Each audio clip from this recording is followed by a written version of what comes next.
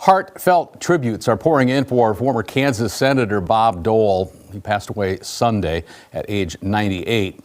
This afternoon, Republicans and Democrats are united in remembering Dole as an American hero.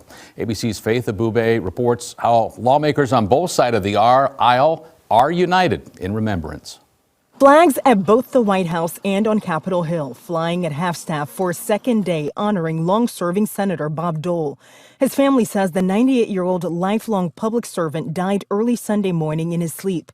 For nearly 8 decades, Dole dedicated his life to serving his country as a soldier and then as a senator for 27 years. Of all the titles I've had, I try to get one I didn't get.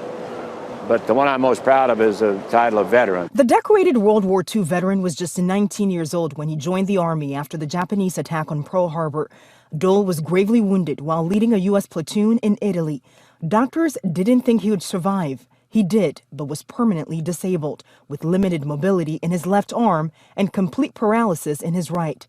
His time in war would shape part of his legacy on Capitol Hill. In the Senate, Dole played an integral role in the building of the World War II Memorial in D.C.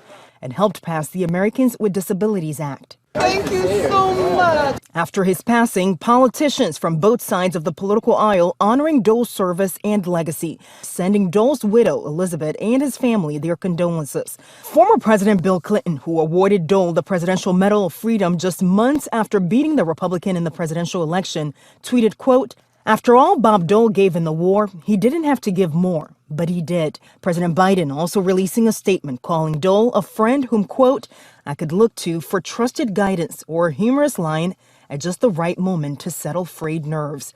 That sense of humor documented over the years. I, Robert J. Dole,